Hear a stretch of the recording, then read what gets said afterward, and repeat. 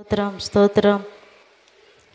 మహాపరిశుద్ధుడా, ప్రేమ కలిగిన తండ్రి, నీ కొందనాలు స్తోత్రం చెల్లిస్తున్నాం. ఉదయకాల సమయంలో పునరుద్ధాన దినమందు నీ పరిశుద్ధమైన నామమును స్తుతించడానికి ఇచ్చిన మంచి సమయాన్ని బట్టి నీకు వందనాలు స్తోత్రం చెల్లిస్తున్నాము నాయనా. కరెంటును సిస్టమ్ను మీరు స్వాధీనపరుచుకున్నందుకే నీకు స్తోత్రం అయ్యా. పాటల ద్వారా వాయిద్యముల ద్వారా మీ నామానికి మహిమ తెచ్చుకోనండి. కూడి వచ్చిన నీ బిడ్డలందరిని బట్టి నీకు స్తోత్రం తండ్రి. ఇంక నువ్వు రావాల్సిన బిడ్డలను త్వరగా తీసుకురండి. ఆరాధన అంతటిలో నీ సన్నిధి కాంతి ప్రసన్నత మా మధ్యలోనికి దించండి. ఆత్మతో సత్యముతో నిన్ను ఆరాధించుటకు మీ కృప అనుగ్రహించమని ప్రార్థిస్తున్నాం. సాక్ష్యముల ద్వారా, కీర్తన భాగం ద్వారా మీరే మహిమను పొందండి. కూడి వస్తున్న ఒక్కొక్కరితో మీ దాసుల ద్వారా నయనానికి స్తోత్రం. వాక్యములో నుండి మీరు మాట్లాడండి. వినగల చెవి, గ్రహించగలిగిన హృదయం మాకందరికీ దయచేయమని ప్రార్థిస్తూ, ఆరాధన ఆది నుండి అంతం వరకు మీరే అధ్యక్షులుగా, ప్రధాన యాజకులుగా మా మధ్యలోనికి దిగి వచ్చి క్రమంగా మర్యాదగా జరిగిస్తున్నందుకు స్తోత్రం చెల్లించుకుంటూ, సమస్త మహిమ ఘనత ప్రభావం నీకే చెల్లిస్తూ యేసు నామమున అడుగుచున్నాము తండ్రి, ఆమేన్.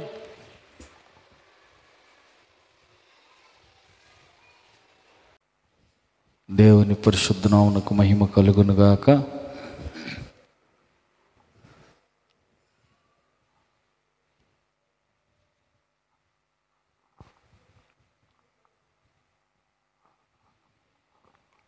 అంతా బాగానే ఉంది.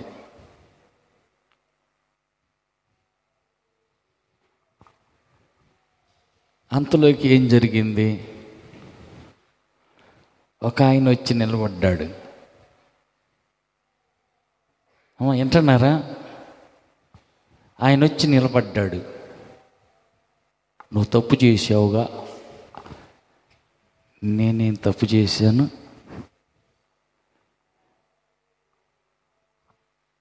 నేనేం తప్పు చేయలే. సరే కానీ ఒక సంగతి చెబుతా.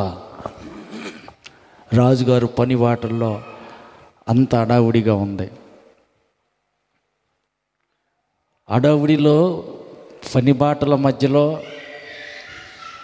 క్షణం తీరిక లేదు. ఒక్క నిమిషం కూడా తీరిక లేదు. అంత అడావుడిగా జరిగిపోతుంది. ఏ రోజుకు ఆ రోజు సాగిపోతూ ఉంది.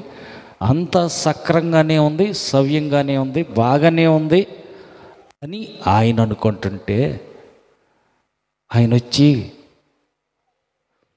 నువ్వు తప్పు చేసావు. నేనేం చేశాను? నేనేం చేయలేరు. సరే కానీ ఒక సంగతి చెబుతా విను. ఏం చెప్పు? ఒక ఆయనకి 100 గొర్రెలు ఉన్నాయి. 2 ఆయనకి 1 గొర్రె ఉంది. 100 గొర్రెల వాడి దగ్గరికి చుట్టం వచ్చాడు. చుట్టం వచ్చి, బాగున్నారా అంటే, ఆగాగు బాగానే ఉన్నాం కానీ ఉండు అని పక్కింటి వాడి కాడికి వచ్చి ముద్దుగా పెంచుకునే 1 గొర్రెని తెచ్చి కోసి కూరండి వచ్చిన చుట్టానికి పెట్టేశాడు. అయ్యా ఉన్నది ఒక్కటే నాకు, 100 గొర్రెలు నీకు ఉన్నాయి కదా అంటే, నోరు మూసుకో, కదిలాడితే తంత. సరేలే అని చెప్పి మౌనంగా ఉన్నాడు. ఈ 1 గొర్రెడు ఉన్న గర్రె కాస్తే చచ్చిపోయింది. కోసుకు తిన్నాడు 100 గొర్రెలోడు. ఏది కరెక్టు? ఎవడోడు ఆ పని చేసింది?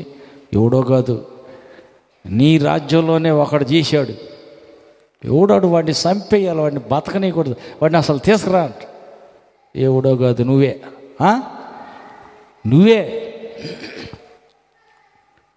ఆలోచించాడు. మరణ శిక్ష విధించటానికి తగిన వాడివి నీవే ఆలోచించటం మొదలుపెట్టాడు. అవును కదా, భార్యలు ఉన్నారు, పిల్లలున్నారు, రాజ్యం ఉంది, అధికారం ఉంది, అన్నీ బాగానే ఉన్నాయి. కానీ ఒక సైనికుడి భార్యను తీసుకొచ్చి భార్యగా చేసుకోవటం అది కరెక్ట్ కాదు కదా, అది తప్పే కదా. అప్పుడు ఆలోచించాడు. అప్పుడు దాకా ఈ రాజుగారికి అర్థం కాల. ఆయన చేసింది తప్పు అని కూడా ఆయనకి అనిపించలా, తప్పుని గ్రహించలా. ఎందుకంటే పని బాటల్లో పడి తప్పు జరిగిన వెంటనే కళ్ళు తెరవాలి, తప్పు అని అర్థం చేసుకోవాలి, దాన్ని ఒప్పుకొని విడిచిపెట్టాలి, క్షమాపణ అడిగి దాన్ని కడుక్కోవాలి. కడుక్కోవాలా, సాగిపోతుంది కదా పర్వాలేదులే అనుకున్నాడు. నాతాను అనే ప్రవక్త వచ్చి దావీదును గద్దించాడు, నువ్వు చేసింది తప్పు. అప్పుడు ఆలోచించి బుర్రగీరుకుంటా, అవును కదా నేను చేసింది పొరపాటే కదా. అప్పుడు ఆలోచించి ఆయన ఒక పాట రాస్తున్నాడు. అదే 51వ కీర్తన చూడండి, పైన చిన్న అక్షరాల్లో ఉంటుంది చూడండి, చిన్న అక్షరాల్లో. ఆ చిన్న అక్షరాల వరకు నేను చదువుతా ఇను. దావీదు బత్షెబా యొద్దకు వెళ్ళిన తరువాత నాతాను ప్రవక్త అతని యొద్దకు వచ్చినప్పుడు అతడు రచించిన కీర్తన. హల్లెలూయా. ఎప్పుడు రాశాడంట? నాతాను అనే ప్రవక్త దావీదు దగ్గరకు వచ్చాడు. ఎప్పుడు అంటే బత్షెబా దగ్గరికి వెళ్ళినప్పుడు అప్పుడు రాశాడు ఆ కీర్తన. ఏం రాశాడు చదువు, కింద చదువు. దేవా, నీ కృప చొప్పున నన్ను కరుణించుము, నీ వాత్సల్య బాహుల్యం చొప్పున నా అతిక్రమములను.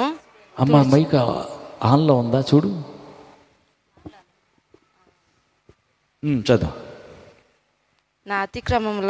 నా అతిక్రమములను తుడిచివేయుము, నా దోషము పోవునట్లు నన్ను బాగుగా కడుగుము, నా పాపం పోవునట్లు నన్ను పవిత్రపరచుము.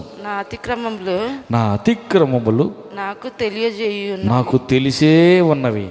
నా పాపం ఎల్లప్పుడు నా ఎదుట ఉన్నది. నేను కేవలం నీకే విరోధంగా నేను పాపం చేసి ఉన్నాను. నీ దృష్టి ఎదుట నేను చెడుతనం చేసి ఉన్నాను. కావున ఆజ్ఞ ఇచ్చినప్పుడు నీవు నీతిమంతుడుగా అగుపడుదువు. తీర్పు తీర్చినప్పుడు నిర్మలుడుగా అగపడుదువు. నేను పాపంలో పుట్టిన వాడిని, పాపంలోనే నా తల్లి నన్ను గర్భం ధరించెను. నీవు అంతరంగములో సత్యము కోరుచున్నావు. అంతర్యమున నాకు జ్ఞానము తెలియజేయుదు. నేను పవిత్రుడగునట్లు హిస్సోపుతో నా పాపమును పరిహరింపుము. హిమము కంటే నేను తెల్లగా ఉండునట్లు నీవు నన్ను కడుగుము. ఉత్సాహ సంతోషములు నాకు వినిపింపుము. అప్పుడు నీవు విరిసిన ఎముకలు హర్షించును. నా పాపములకు విముకుడవు కమ్ము. నా దోషములన్నిటినీ తుడిచివేయుము. దేవా నాయందు శుద్ధ హృదయం కలుగజేయుము. నా అంతరంగములో స్థిరమైన మనస్సును నూతనంగా పుట్టించుము. నీ సన్నిధిలో నుండి నన్ను త్రోసివేయకుము. నీ పరిశుద్ధాత్మను నా యొద్ద నుండి తీసివేయకుము. నీ రక్షణానందము నాకు మరలా పుట్టించుము. సమ్మతి గల మనస్సు కలుగజేసి నన్ను దృఢపరచుము. అప్పుడు అతిక్రమం చేయు వారికి నీ త్రోవలను బోధించెదను. పాపులను చాలు. హల్లెలూయా. ఇక్కడ దావీదు చేస్తున్న ప్రార్థన ఏమని మొదటి మాట మనం చూసినట్లయితే ఆయన అంటున్నాడు, దేవా కృప చొప్పున నన్ను కరుణించుము. నీ వాత్సల్యము. ఆ తర్వాత మాట చూస్తే నీ వాత్సల్య బాహుల్యం చొప్పున నా అతిక్రమములు తుడిచివేయుము. ఒక్కొక్క మాట చదవండి, కిందకి అర్థమవుతుంది. మొదటి మాట తుడిచివేయుము, ఆ తర్వాత మరొక మాట చూడండి, బాగుగా కడుగుము, ఆ తర్వాత మాట పవిత్రపరచుము, ఆ తర్వాత నేను పాపం చేసి ఉన్నాను, చెడుతనం చేసి ఉన్నాను. హల్లెలూయా, హల్లెలూయా. ఆ తల్లి నన్ను పాపంలోనే నా తల్లి నన్ను గర్భం ధరించింది. హల్లెలూయా. కాబట్టి నా పాపాన్ని పరిహరించుము, తెల్లగా ఉన్నట్లు నన్ను కడుగుము. ఆయన పలికిన మాటలు చూడండి, ఆయన పాటలో ఉపయోగించిన ఒక్కొక్క పదాన్ని. తర్వాత నా దోషములన్నిటినీ తుడిచివేయుము, నా హృదయం శుద్ధ హృదయం కలుగజేయుము, స్థిరమైన మనస్సు నూతనంగా పుట్టించుము, నీ సన్నిధిలో నుంచి నన్ను త్రోసివేయకుము, పరిశుద్ధాత్మను నా యొద్ద నుండి తీసివేయకుము, నీ రక్షణ ఆనందం నాకు మరలా పుట్టించుము. అంటే రక్షణ ఆనందం పోయింది, నా దగ్గర లేదు. అంతకుముందు ఉన్న రక్షణ యొక్క ఆనందం పోగొట్టుకున్నా, నాకు మరలా ఆ రక్షణ ఆనందాన్ని నాకు కలుగజేయి అంటున్నాడు. ప్రతి చోట ఆయన రాసిన మాట ఏంటంటే కడుగు, తుడిచివేయి, శుద్ధి చేయి, పవిత్రపరచు, అదే మాటలు వాడుతూ వస్తున్నాడు.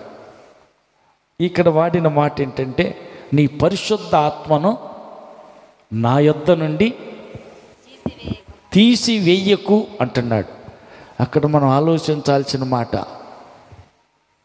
పరిశుద్ధాత్మ నా యొద్ద నుండి తీసేయొద్దు అంటే తీసేసే పరిస్థితి వచ్చింది, కానీ దేవుడు తీసేయలా. పోగొట్టుకున్నాడు ఒకటి, ఏమది? రక్షణ ఆనందం నాకు మరలా పుట్టించు అంటే అంతకుముందు పుట్టించావు కానీ పోగొట్టుకున్నా, పోయింది, ఇప్పుడు లేదు, నాకు మళ్ళా అది కావాలా. పరిశుద్ధాత్మ మాత్రం తీసేలా ఉంది.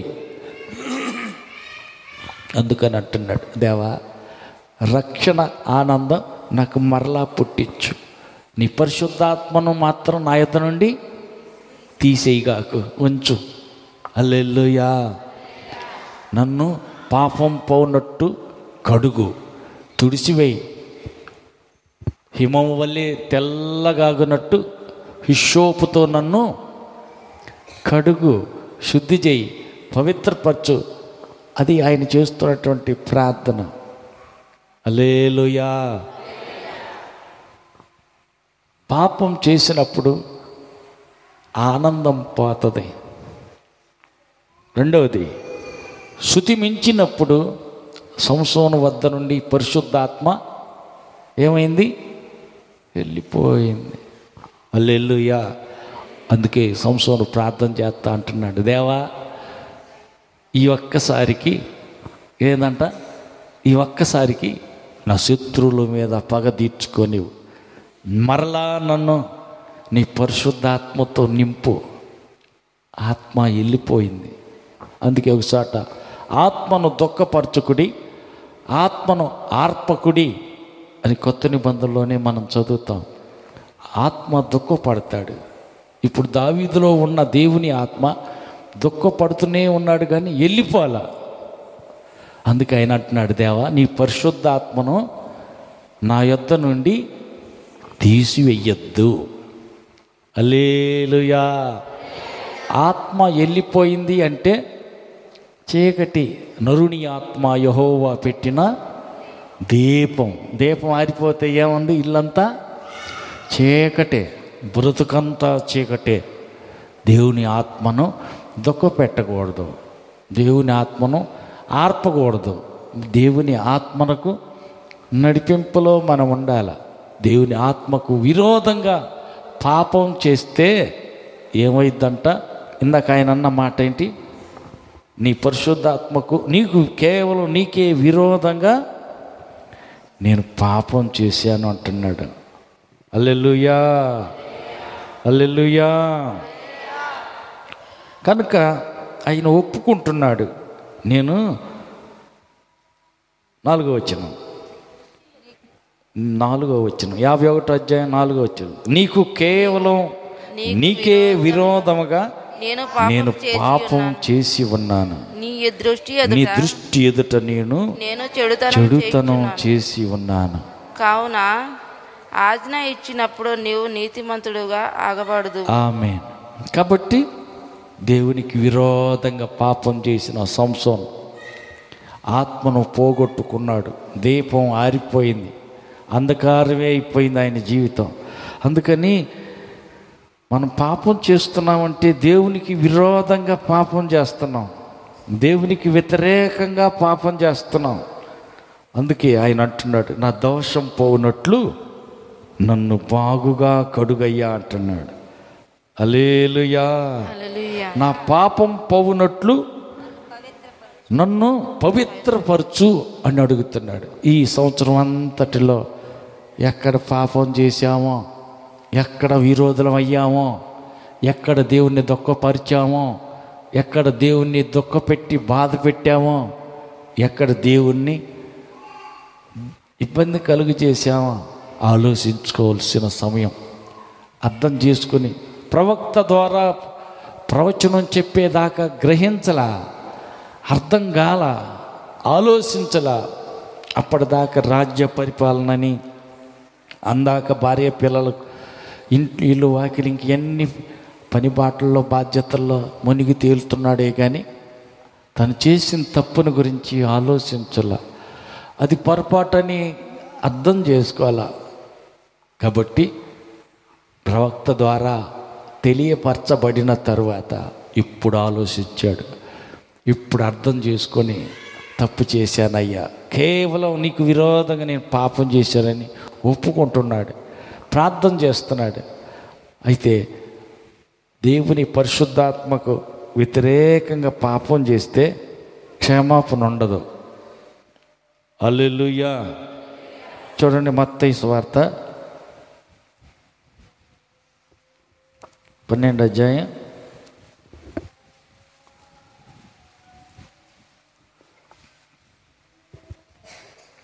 30వ వచనం. 12:30.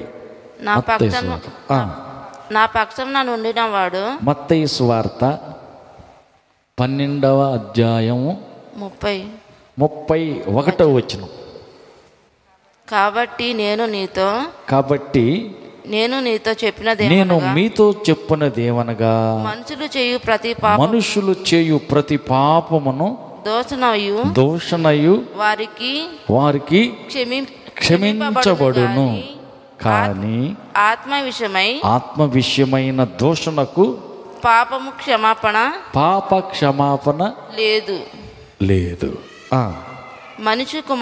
మనుష్య కుమారునికి విరోధంగా మాట్లాడు వారికి పాప క్షమాపణ కలదు, కానీ పరిశుద్ధాత్మకు విరోధంగా మాట్లాడు వారికి ఈ యుగమందైనను రాబోవు యుగమందైనను పాప క్షమాపణ లేదు. హల్లెలూయా.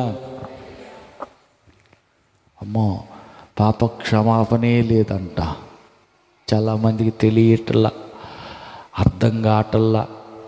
దేవుని పరిశుద్ధాత్మకు విరోధంగా పాపం చేస్తే ఈ యుగమందైనను రాబోయే యుగమందైనను వారికి క్షమాపణ లేదు. హల్లెలూయా, హల్లెలూయా. అందుకని మనుష్య కుమారునికి వ్యతిరేకంగా మాట్లాడినా క్షమాపణ దొరుకుద్దంట. యేసు ప్రభుకు వ్యతిరేకంగా నోరు తెరిచినా ఆ వ్యక్తికి క్షమాపణ దొరకవచ్చు. కానీ పరిశుద్ధాత్మ దేవునికి విరోధంగా వ్యతిరేకంగా నోరు తెరిచామా క్షమాపణ లేదు. అంటే పాప క్షమాపణ కలిగిన క్షమించబడే పాపాలు ఉన్నాయి, క్షమించబడని క్షమాపణే లేని పాపాలు ఉన్నాయి. ఏది క్షమాపణ లేని పాపం? పరిశుద్ధాత్మ దేవునికి విరోధంగా మాట్లాడితే ఈ యుగంలో కానీ రాబోయే యుగంలో కానీ క్షమాపణే లేదు.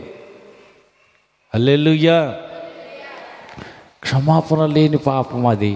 అవును, చివరికి యేసు ప్రభుకు విరోధంగా నోరు తెరిచి మాట్లాడినా వాళ్ళకైనా క్షమాపణ దొరుకుతుంది. కానీ పరిశుద్ధాత్మ దేవునికి విరోధంగా నోరు తెరిస్తే ఈ యుగంలో కానీ రాబోయే యుగంలో, అంటే రాబోయేది ఇది కృపాయుగం, రెండోది నీతి పరిపాలనా యుగం, రాబోయే నీతి పాలనా యుగంలో కూడా క్షమాపణే ఉండదంట. తీయమ్మా, ఎవరు వచ్చిన తలువి. కాబట్టి నీతి పాలనా యుగంలో కూడా క్షమాపణ దొరకదట. అందుకని ఏం చేయాలంట, మనం జారిపోయి కూడా పరిశుద్ధాత్మకు విరోధంగా మాట్లాడకూడదు. పక్క వాళ్ళతో చెప్పండి. నీతి పాలనా కాలంలో కూడా పాప క్షమాపణ ఉండదు. ఎందుకు? పరిశుద్ధాత్మ దేవునికి విరోధంగా పాపం చేస్తే జరిగేది అది. హల్లెలూయా. తర్వాత అపోస్తుల కార్యం చూడండి ఒకసారి. అపోస్తుల కార్యములు 5వ అధ్యాయం 9వ వచనం. అపోస్తుల కార్యములు 5వ అధ్యాయం 9వ వచనం. అందుకు పేతురు ప్రభు యొక్క ఆత్మను శోధించుటకు మీరెందుకు ఏకీభవించితిరి? ఇదిగో నీ పెనిమిటిని పాతిపెట్టిన వారి పాదములు వాకిటనే ఉన్నవి, వారు నిన్నును మోసుకొని పోదురని ఆమెతో చెప్పెను. వెంటనే ఆమె అతని పాదముల యొద్ద పడి ప్రాణము విడిచెను. హల్లెలూయా. అబద్ధం చెబుతుంది ఎవరికి? పేతురుతోటి అబద్ధం చెబుతున్నాడు. పేతురుతో అబద్ధం చెబుతుంటే పేతురు ఏమంటున్నాడు? మీరు పరిశుద్ధాత్మకు, ప్రభు యొక్క ఆత్మను శోధించటానికి మీరు ఎందుకు ఏకీభవించారు? అంతే, ఆ ఒక్క మాటే అన్నాడు. అక్కడికక్కడికే పడిపోయింది. ఆమె కూడా చచ్చిపోయింది. తీసుకెళ్ళి పూడ్చిపెట్టి వచ్చేసారు. అంటే పరిశుద్ధాత్మకు విరోధంగా, వ్యతిరేకంగా అబద్ధం చెబితే ఇక పుట్టగతులు లేవు, చచ్చిపోవటమే శరణ్యం అయిపోయినట్టు అయిన పరిస్థితి. హల్లెలూయా, హల్లెలూయా. తర్వాత 3వ వచనం కూడా చూడండి. 5వ అధ్యాయం 3వ వచనం. అప్పుడు పేతురు అననీయ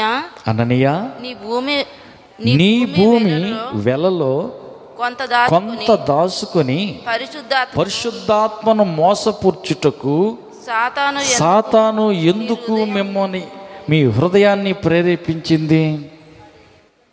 హల్లెలూయా. పరిశుద్ధాత్మను మోసగించటం జరిగిందంట. అందుకని ఏకీభవించారు. పరిశుద్ధాత్మ దేవునికి విరోధంగా మాట్లాడితే క్షమాపణ లేదు. పరిశుద్ధాత్మ దేవునికి మోసగించాలని చూస్తే క్షమాపణే లేదు. పరిశుద్ధాత్మకు విరోధంగా ఏం చేశారంట? విరోధంగా మాట్లాడటానికి నోరు తెరిచారు. హల్లెలూయా. ప్రభు యొక్క ఆత్మను శోధించటానికి మీరెందుకు ఏకీభవించారు? కాబట్టి దేవుని ఆత్మకు విరోధంగా శోధించటానికి ఏకీభవించకూడదు. ఏకీభవించినందుకు గాను 2 అక్కడికక్కడే పడి చనిపోయారు. అందుకని దేవుని ఆత్మకు విరోధంగా పాపం చేయకూడదు. అయితే ఇక్కడ మనం చూసినట్లయితే దావీదు ప్రార్థన చేస్తూ అంటున్నాడు, దేవా నీ రక్షణ ఆనందం నాకు మరలా పుట్టించు, పోగొట్టుకున్నాను. రెండవది, నీ పరిశుద్ధాత్మను నా యొద్ద నుంచి తీసివేయగాకు, అక్కడనే ఉంచు. హల్లెలూయా. నా పాపం పోవునట్టు నన్ను బాగుగా కడుగు, ఇసోపుతోటి నన్ను శుద్ధీకరించు, హిమం వల్లే తెల్లగా చెయ్యి అని ఆయన ప్రార్థన చేస్తున్నాడు. హల్లెలూయా. కాబట్టి ఎట్టి పరిస్థితుల్లో కూడా సంవత్సరపు చివరి గడియల్లో ఆఖరి క్షణాల్లో మనం చేయవలసింది ఏంటంటే, ఈ సంవత్సరం అంతట్లో తెలిసో తెలియకో ఎక్కడైనా అపరాధం చేశామా, ఎక్కడైనా పొరపాటు చేశామా, ఎక్కడైనా దేవునికి విరోధంగా నోరు తెరిచామా, ఇది మంచి సమయం. ఏం చేయాలంట, దేవా కేవలం నీకే విరోధంగా పాపం చేశాను, క్షమించు అని క్షమాపణ అడిగి శుద్ధీకరించి మన పాపాన్ని కడుక్కునే సమయం, శుద్ధీకరించుకునే సమయం, పరిశుద్ధపరచుకునే సమయం. పరిశుద్ధపరచయ్యాని ప్రభు దగ్గర అడుగుదాం, క్షమాపణ కోరుకుందాం, కడుక్కుందాం. హల్లెలూయా. ఆయన అంటున్నాడు, నన్ను కడుగయ్యా. హల్లెలూయా. ఇందాక మనం చదివాం కదా, నన్ను కరుణించయ్యా, నా అతిక్రమాలు తుడిచివేయ్యా, నన్ను బాగుగా కడుగయ్యా. అడిగితే దేవుడు కడుగుతాడు. పక్కలతో చెప్పండి, పాపం అంతా పోవాలంటే అడగాల. దేవుణ్ణి అడిగితే ఆయన కడుగుతాడు, ఆయన కడుగుతాడు. హల్లెలూయా. ఎట్ట కడుగుతాడంట, ఆయన కడిగేది ఎట్లాగంట, మన పాపాలు మనం ఒప్పుకున్నట్టయితే ఆయన పరిశుద్ధమైన రక్తంతో మనల్ని కడుగుతాడు. ఆయన కడుగుతాడు. అంటిన మలినం, అంటిన మురికి, మనకంటిన పాపం దేవుడే కడగాల. ఆయన కడగాలంటే ఏం చేయాలి, అతిక్రమాలు దాచిపెట్టకూడదు, ఒప్పుకోవాలి. యోహాను పత్రిక, మొదటి యోహాను పత్రిక 1:7 చూడండి. అయితే ఆయన వెలుగులోనున్న ప్రకారము మనము వెలుగులో నడిచిన ఎడల మనము అనన్య సహాయము గలవారై యందుము. అప్పుడు ఆయన కుమారుడైన యేసు రక్తము ప్రతి పాపము నుండి మనలను పవిత్రులుగాను చేయుము. హల్లెలూయా. హల్లెలూయా. నా దోషం పోవునట్టు నన్ను బాగుగా కడుగుము అన్నారు. పాపం పోవునట్టు నన్ను పరిశుద్ధపరచుము అంటున్నాడు. అయితే ఇక్కడ మనం చదువుతున్నాం ఎలాగంటే, మనం అన్యోన్య సహవాసం కలవారమై ఉన్నట్టయితే, మన పాపములను మనం ఒప్పుకొనినట్లయితే, 9వ వచనం కిందకి చదువు. మన పాపములను మనము ఒప్పుకొనిన ఎడల ఆయన నమ్మదగిన వాడును నీతివంతుడు గనక ఆయన మన పాపములను కడిగి సమస్త దుర్నీతి నుండి మనలను పవిత్రులుగా చేయను. ఎవరు కడుగుతారంట? దేవుడే కడుగుతాడు. ఎప్పుడు కడుగుతాడంట? ఒప్పుకోవాలా. అతిక్రమాలు దాచిపెట్టకూడదు, ఒప్పుకోవాలి. జరిగిన తప్పిదాలను ఒప్పుకుంటే ప్రభు కడుగుతాడు, పవిత్రులుగా చేస్తాడు, నిర్దోషులుగా మనల్ని నిలబెడతాడు. హల్లెలూయా. 7వ వచనంలో చదివితే 51వ అధ్యాయం 7వ వచనం కీర్తనలోనే, నేను పవిత్రుడగునట్లు హిస్సోపుతో నా పాపం పరిహరించుము, హిమము కంటే నన్ను తెల్లగా ఉండునట్లు నన్ను కడుగుము. హల్లెలూయా. దేవుడు కడుగుతాడు. పాపాన్ని ఒప్పుకోవటం ద్వారా కడగబడతాం, పరిశుద్ధులం అవుతాం, నీతిమంతులుగా తీర్చబడతాం. తర్వాత మరొక మాట మనం చూద్దాం. చూడండి, 1 కొరింథీయులకు రాసిన పత్రిక 6:11. మొదటి కొరింథీ పత్రిక 6:11. మీలో కొందరు అట్టివారై ఉంటిరి కానీ ప్రభు అయిన యేసుక్రీస్తు నామమునను మన దేవుని ఆత్మ యందును మీరు కడగబడి పరిశుద్ధపరచబడిన వారై నీతిమంతులుగా తీర్చబడితిరి. చాలు. ఆత్మయందు కడగబడాలి. పాపాన్ని ఒప్పుకోవటం వల్ల కడగబడ్డాం. 2, దేవుని ఆత్మయందు కడగబడి పరిశుద్ధపరచబడి నీతిమంతులుగా తీర్చబడ్డాం. అది ఎట్లా? ఆత్మయందు కడగబడాలి. ఆత్మలో కడగబడతాం అంటే దేవుని పరిశుద్ధాత్మతో నిండి భాషలతో ప్రార్థన చేస్తూ ఉండటం వల్ల ఆత్మ ద్వారా ఏం జరుగుద్దంటే అతిక్రమాలు, పాపాలన్నీ కడగబడతాయి, కాల్చివేయబడతాయి. ఆమేన్. ఆత్మ ద్వారా కడుక్కోవాలి. హల్లెలూయా. దేవుని పరిశుద్ధాత్మ ద్వారా మనం కడుక్కోవాలి, శుద్ధీకరణ జరగాల. యెహెజ్కేలు గ్రంథం 36:25. యెహెజ్కేలు గ్రంథం 36:25. నూతన హృదయము 36:25. యెహెజ్కేలు గ్రంథం. మీ అపవిత్రత యావత్తు పోవునట్టు నేను మీ మీద శుద్ధ జలము సల్లుదును. మీ విగ్రహముల వలన మీకు కలిగిన అపవిత్రత అంతా తీసివేత్తా. హల్లెలూయా. వాక్యం ద్వారా కడుక్కోవాలా. శుద్ధ జలం అంటే దేవుని యొక్క వాక్యమే శుద్ధ జలం. ఈ శుద్ధ జలం వల్ల మనల్ని మనం కడుక్కోవాలా. హల్లెలూయా. అంటిన విగ్రహాల వల్ల అంటినటువంటి అపవిత్రత అంతా నేనే తీసివేస్తాను అంటున్నాడు. హల్లెలూయా. అపవిత్రత అంతా దేవుడు తీసేస్తాడు. విగ్రహాల వల్ల అపవిత్రత అంటిందంట. విగ్రహాల వల్ల అపవిత్రత అంటే విగ్రహాన్ని అర్పించింది తినటం వల్ల, ఇంకా విగ్రహ సంబంధమైన దాంతో. హల్లెలూయా, హల్లెలూయా. విగ్రహాల వల్ల అపవిత్రత అంటి ఉందంట. విగ్రహముల వల్ల అయినా అపవిత్రత, విగ్రహాల వల్ల అపవిత్రత ఎట్టయిద్ది? హల్లెలూయా, హల్లెలూయా. చూడండి ఒకసారి 30 ఆదికాండం 35 అధ్యాయం.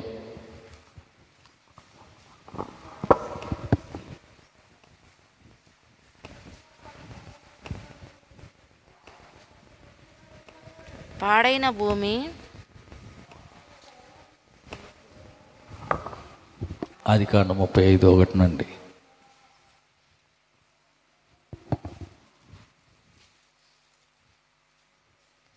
దేవుడు యాకోబుతో, ఇదేనా? దేవుడు యాకోబుతో, నువ్వు లేచి బేతేలునకు వెళ్ళి అక్కడ నివసించి నీ సహోదరుడైన ఏసావు ఎదుట నుండి నీవు పారిపోయినప్పుడు నీకు కనబడిన దేవునికి అక్కడ బలిపీఠమును కట్టమని చెప్పగా, యాకోబు తన ఇంటి వారితోనూ తన యొద్దనున్న అందరితోనూ మీ యొద్దనున్న అన్య దేవతలను పారవేసి మిమ్మును మీరు పరిశుద్ధపరచుకొని మీ వస్త్రాలను మార్చుకొనుడి. మనము లేచి బెతేలునకు వెళ్ళుదము. నా శ్రమ దినమున నాకు ఉత్తరమిచ్చిన నేను వెళ్ళి మార్గమున నాకు తోడై ఉండిన దేవునికి బలిపీఠం అక్కడ కట్టెదనని చెప్పాను. వారు తమ యొద్దనున్న అన్య దేవతలన్నిటినీ తమ చెవులనున్న పోగులను యాకోబునకు అప్పగింపగా, యాకోబు షేకెము దగ్గరనున్న మస్తకి వృక్షము క్రింద వాటికి దాచిపెట్టెను. హల్లెలూయా. ఏంటి అంట? విగ్రహాల వల్ల అపవిత్రత. ఏ విగ్రహం ఇవి ఏంటంట? విగ్రహాలు తీసేయమంటే శుద్ధీకరించుకోండి అంటే వాళ్ళు ఏం చేశారు? విగ్రహాలన్నీ తీశారంట, చెవుపోగులన్నీ తీశారంట. చెవులకు పెట్టుకున్నవి కూడా విగ్రహాలేనా? విగ్రహాలే. అవి కూడా అపవిత్రతేనా? అపవిత్రతే. పక్కన వాళ్ళు అడగండి, ఏమన్నా కడుక్కోవాల్సింది అవసరం ఉందా? పక్కన వాళ్ళు అడగండి, ఏమన్నా శుద్ధీకరించుకోవాల్సినది, శుభ్రం చేసుకోవాల్సింది ఏమన్నా అవసరం ఉందా నీకు? ఏమన్నా అడగండి. విగ్రహాలు ఏమన్నా ఉన్నాయా? ఎక్కడో లేవు. ఎక్కడున్నాయి? చెవులకే ఉన్నాయి. హల్లెలూయా, హల్లెలూయా. అందుకే ఆయన అంటున్నాడు, విగ్రహముల వలన అయిన అపవిత్రత పోవునట్లు నేను కడుగుతాను అంటున్నాడు. ఎప్పుడు? అమ్మా అన్నీ తగిలించుకున్నప్పుడు కదా. హల్లెలూయా, హల్లెలూయా. విగ్రహముల వలన అయినటువంటి అపవిత్రత అదంతా తీసేసుకోవాలంట, అదంతా పోవునట్లు కడుక్కోవాలంట. ఆయన తీసివేస్తాను అంటున్నాడు. అది ఇందాక యెహెజ్కేలు 36:25 చదివాం కదా. మీ అపవిత్రత యావత్తు పోవునట్టు నేను మీ మీద శుద్ధ జలము చల్లుదును, మీ విగ్రహముల వలన మీకు కలిగిన అపవిత్రత అంతా తీసివేస్తా. విగ్రహాల వల్ల అపవిత్రత అంటింది.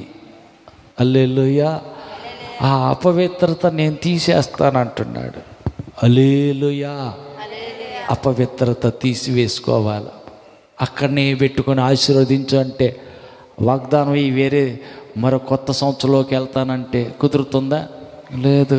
కడుక్కోవాలా, శుద్ధీకరించుకోవాలా, శుభ్రం చేసుకోవాలా. కడుక్కుంటేనే కానీ బీతేలకి వెళ్తానికి కుదురుతుంది. వస్త్రాలు ఉతుక్కోవాలి. 2 పక్కన అడగండి. 1 వస్త్రాలు ఉతుక్కోవాలి. 2 చెవులు ఏం చేయాలా? చెవులు కడుక్కోవాలా. అదేంది? విగ్రహాలు పక్కన చెప్పండి. 3 ముక్కులు. అదేంది? కడుక్కోవాలా, దాచుకోవాలా?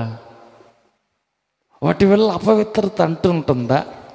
తెలియకనే పాపం చాలా మందికి అర్థం కాక ఏం పర్వాలేదు సాపిచ్చినట్టు టీవీలో వాక్యం చూపిస్తా చెప్తా ఉన్నారు వాక్యాలు.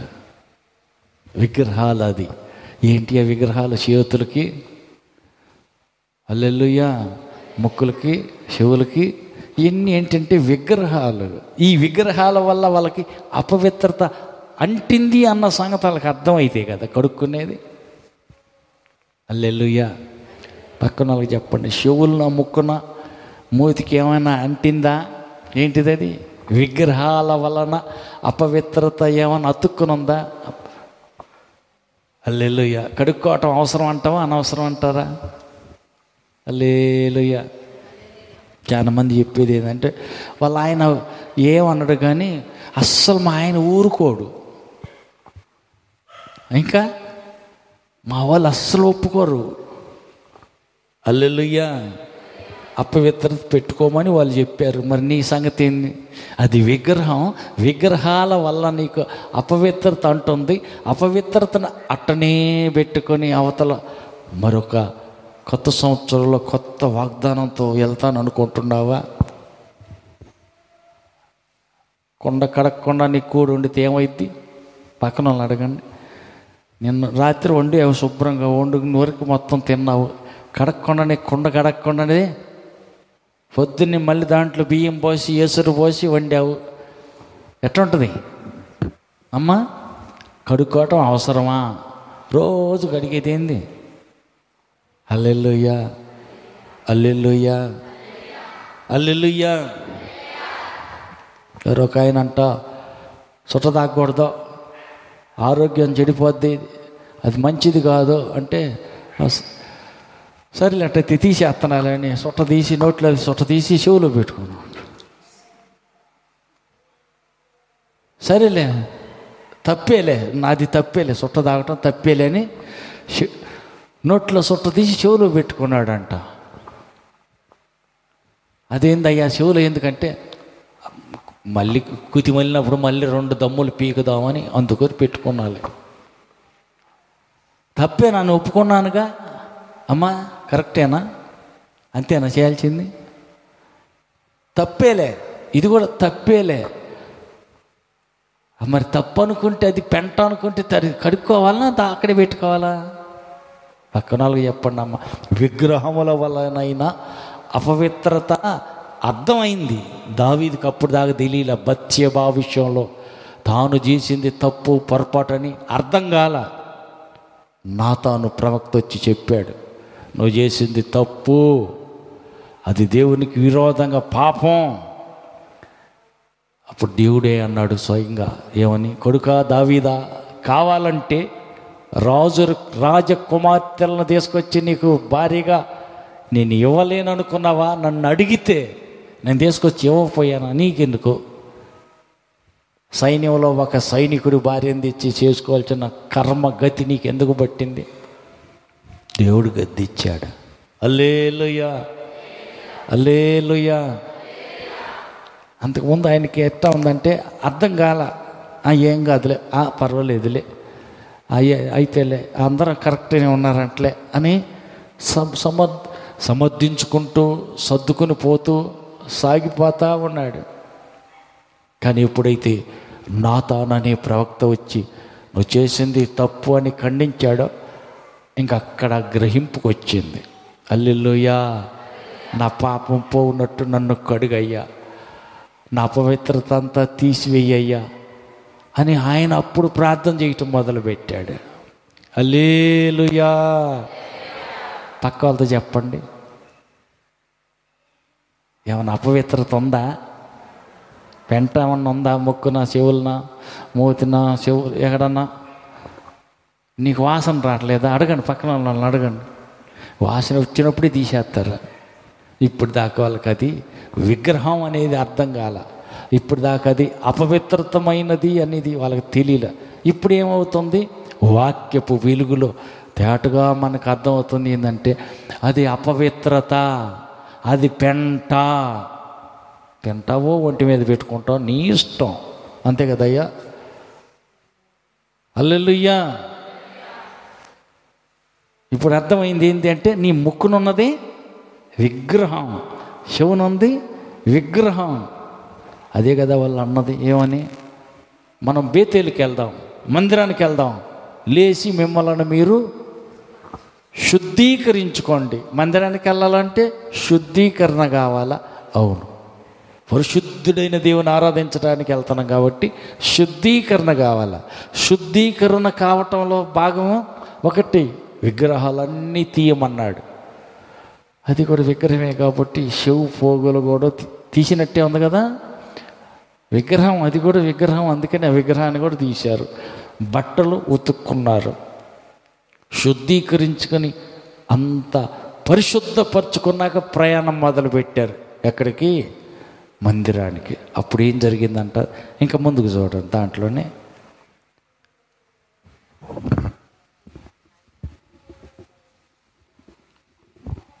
35 అధ్యాయంలో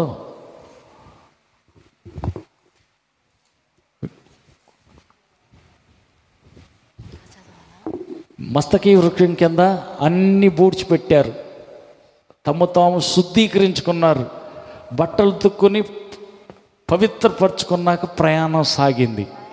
ఏం జరిగింది? వారు ప్రయాణమైపోయినప్పుడు దేవుని భయము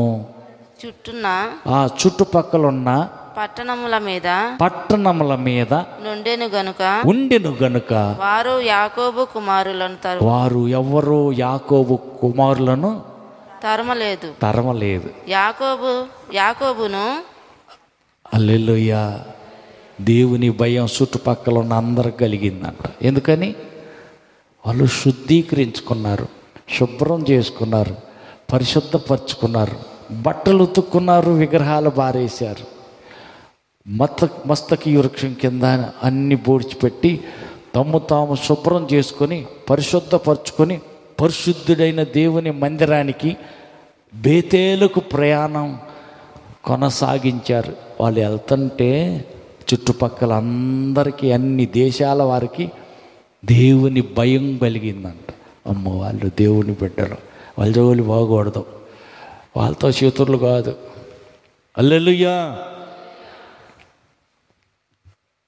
భయం కలిగింది. హల్లెలూయా, హల్లెలూయా, హల్లెలూయా. పక్కన వాళ్ళని అడగండి, కొత్త సంవత్సరంలో ప్రవేశించబోతున్నాం కదా, కడుక్కుని శుద్ధీకరించుకొని పరిశుద్ధపరచుకొని పవిత్రంగానే కొత్త సంవత్సరంలో అడుగు పెడదామా? యాడియాన్ని పెట్టి ఎట్టయితే లేనని వెళ్దామా? ఏది మంచిదంటారు? హల్లెలూయా, హల్లెలూయా, హల్లెలూయా. చాలామంది ఏంటంటే అది వాళ్ళ దృష్టికేమో అది మంచిది, మన దృష్టికేమో అది కంపు.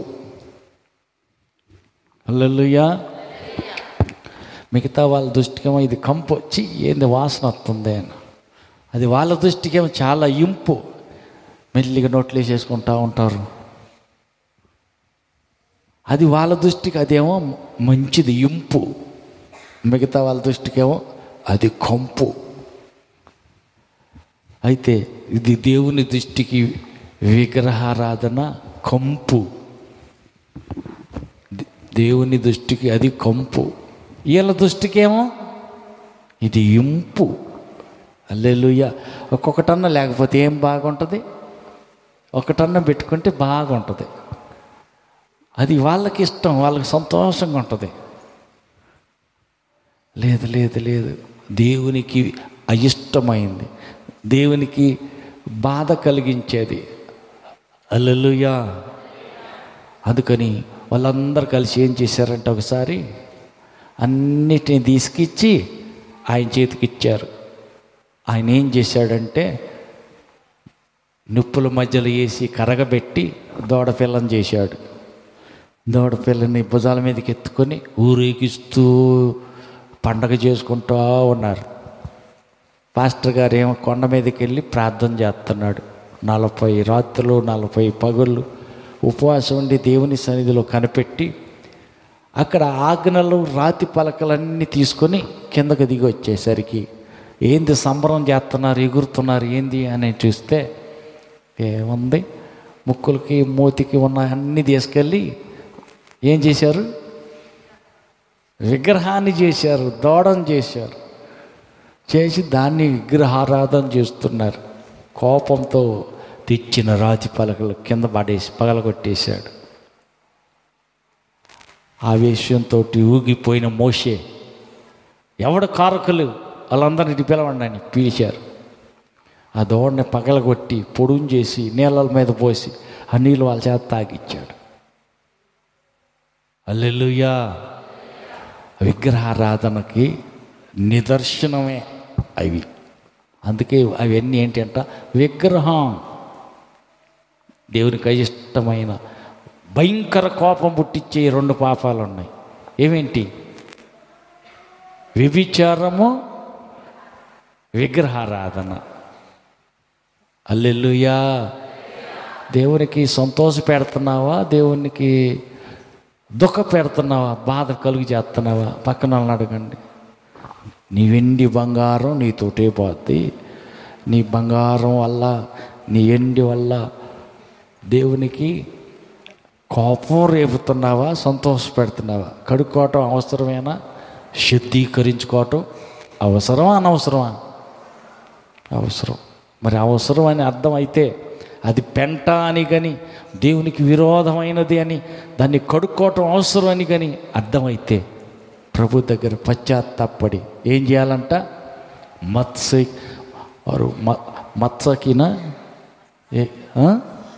మస్తకిన మస్తకి వృక్షం కింద పూడ్చిపెట్టారు. హల్లెలూయా. తర్వాత శుద్ధీకరించుకుని బేతేలుకి వెళ్తే చుట్టుపక్కలందరికీ భయం పట్టుకుంది. ఎవరు వాళ్ళని ఏమంటానికి ధైర్యం చేయలే. వాళ్ళ జోలు వచ్చారా? వాళ్ళ పక్షాన దేవుడు ఉన్నాడు. పక్కన వాళ్ళతో చెప్పండి, దేవుడు కూడా నీ పక్షాన ఉండాలనుకుంటున్నావా? అయితే నీ వద్ద ఇష్టమైంది ఏదైనా ఉంటే తీసేయి, విగ్రహాలన్నీ తీసేయి, బట్టలన్నీ ఉతుక్కో, నిన్ను నీవు కడుక్కో, శుద్ధీకరించుకొని కొత్త సంవత్సరంలో అడుగు పెడదాం. అట్టి కృప దేవుడి మనందరికి దయచేదురుగాక. లేచి నిలబడదాం, ప్రార్థన చేద్దాం, శుద్ధీకరించుకుందాం. కొత్త సంవత్సరంలో వెళ్ళబోతున్నాం మనం. అపవిత్రమైంది ఏదైనా ఉందా? అతిక్రమాలు దాయకుండా ఒప్పుకోవటం వల్ల కడుక్కుంటాం. 2 వాక్యం ద్వారా కడుక్కుంటాం. 3 పరిశుద్ధాత్మ ద్వారా కడుక్కోగలుగుతాం. అపవిత్రత అంతా తీసివేయటం ద్వారా, పరిశుద్ధపరచమని ప్రభుని బ్రతిలాడుకోవటం ద్వారా శుద్ధీకరించుకోగలుగుతాం. శుద్ధీకరించుకొని బేతేలుకి వెళ్ళినట్టయితే దేవుడు మనకు తోడుగుంటాడు.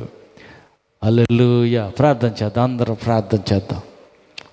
ఈ పాత సంవత్సరంలో పనికి మాలిన పనులు ఏమైనా చేశానేమో, పనికి రానివి, నీకు అయిష్టమైనది, నీకు విరోధమైనదే, అంటిన మలిన మురికి ఏదైనా ఉంటే కడుగయ్యా, శుద్ధీకరించయ్యా, పరిశుద్ధపరచయ్యనే అడిగి ప్రార్థన చేసుకుందాం. ప్రభు దగ్గర బ్రతలాడుకుందాం, క్షమాపణ కోరుకుని కడగమని కోరుకుందాం, పరిశుద్ధపరచుకుందాం. ప్రార్థన చేద్దాం, అందరం శుద్ధీకరించుకుందాం. ప్రార్థన చేయండి, అందరూ ప్రార్థన చేయండి. కనికరపూర్ణ కూడి వచ్చిన పిల్లలందరినీ దీవించండి, బలపరచండి. ఇంతవరకు చేసిన ప్రతి ప్రార్థన విజ్ఞాపన ఆలకించినందుకు స్తోత్రాలు. నూతన సంవత్సరంలో ప్రవేశించబోతున్న మాకందరికీ మనుషులతోనూ నీతోనూ సమాధానం కలిగిన వారిగాను, సత్సంబంధం కలిగి క్రీస్తు యేసు కృపలో దయలో వర్ధిల్లే భాగ్యం దైత్యమని నూతన సంవత్సరం నూతన వాగ్దానాన్ని పొంది ఆనందంగాను ఆశీర్వాదంగాను ఆత్మీయంగా నూతన సంవత్సరం ప్రవేశించే దేవా కృప దైత్యమని కోరుకుంటూ కూడి వచ్చిన బిడ్డలందరినీ దీవించమని, రాలేకపోయిన బిడ్డలను క్షమించి మరో తరుణమైన నీ సన్నిధిలో సమాధానం కనపడి ధన్యత భాగ్యం అని కోరుతూ ఘనత మహిమ నీకు మాత్రం చెల్లిస్తూ మహిమతో మధ్య ఆకాశానికి రానున్న మా ప్రభు రక్షకుడైన యేసు నామములో ప్రార్థించి వేడుకుంటున్నాము తండ్రి, ఆమేన్. మన ప్రభువైన యేసు క్రీస్తు కృపయు తండ్రి అయిన దేవుని ప్రేమయు పరిశుద్ధాత్మని యొక్క అన్యోన్య సహవాసం కూడి వచ్చిన మనకును రాలేకపోయిన బిడ్డలందరికీ సదాకాలం తోడుగుండి నడిపించునుగాక. ఆమేన్. హల్లెలూయా. ఆమేన్. అందరికి వందనాలు.